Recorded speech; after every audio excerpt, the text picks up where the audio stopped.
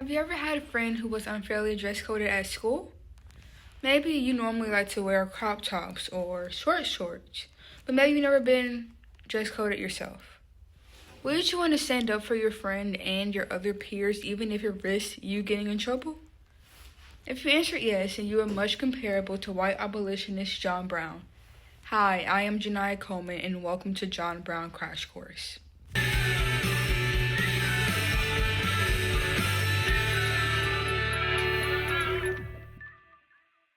John Brown was born on May 9th in Torrington, Connecticut, in the year 1800.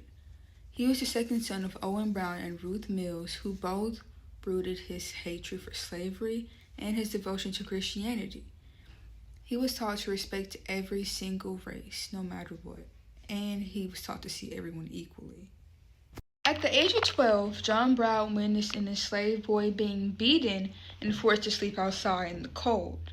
Later in life, John Brown said that this, quote, made him a most determined abolitionist. At the age of 16, he briefly attended school in New England, hoping to train for the Congregational ministry.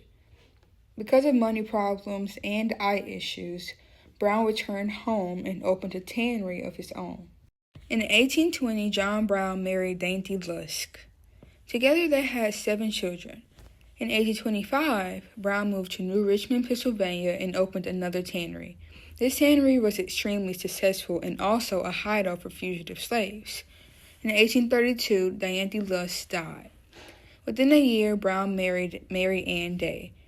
For the next few decades, Mary Ann Day and John Brown had a total of 13 children together. Brown moved to Kent, Ohio in the year 1836. In the 1830s, Brown also began to plan his military response against slavery. Brown's decision was largely influenced by the murder of editor and abolitionist Elijah Lovejoy. At a memorial for Lovejoy, Brown raised his hand and declared, quote, "Here before God, in the presence of these witnesses, from this time, I consecrate my life to the destruction of slavery." Brown founded the League of Gileadites, which was an organization of blacks. The goal of this group was to encourage armed resistance against the Fugitive Slave Act, which had recently been passed. Brown moved his family to North Alba, New York within the same year. He was neighbor to a colony of black people who lived on land purchased for them by anti-slavery philanthropist Gerrit Smith. In 1855, Brown joined 5 of his sons in Kansas, which consisted of fiery conflict between pro-slavery and anti-slavery forces.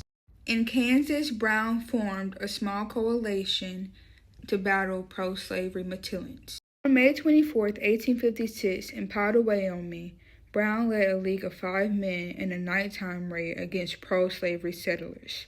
They forced them out of their cabins and killed them with broadswords. Brown also invaded slave state Missouri in late December of 1858 with 20 followers by his side. He then freed 11 slaves. Now, let's go to the thought bubble. John Brown was one of the few white abolitionists who truly believed that black people deserve not only freedom, but equality. He helped people escape through the Underground Railroad, and from 1858 to 59, Brown even went to northern states to raise money and educate both black and white abolitionists.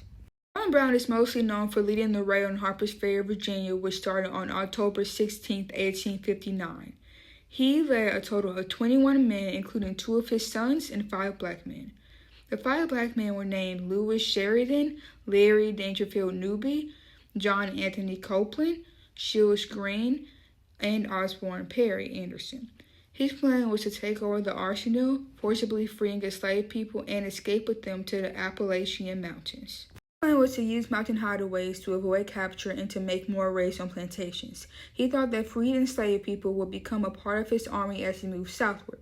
He was warned against this by others anti-slavery companions such as Frederick Douglass.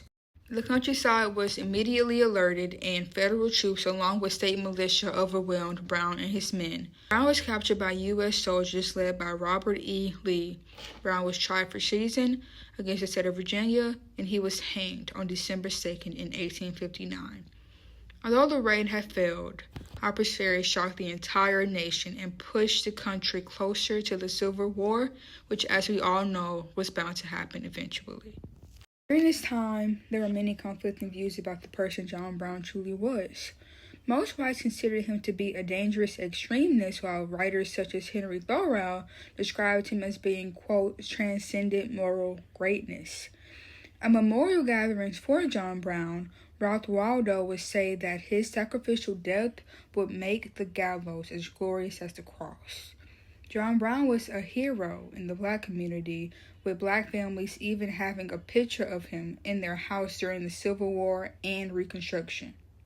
Books written for John Brown are The Purse is Stained with Blood, a biography of John Brown by Stephen B. Otis, Wilbur Du Bois's John Brown biography, the book John Brown Abolitionist, The Man Who Killed Slavery, Sparked the Civil War and Sealed Civil Rights by David S. Reynolds, and the article God's Terrible Avenger by Fraser Bell.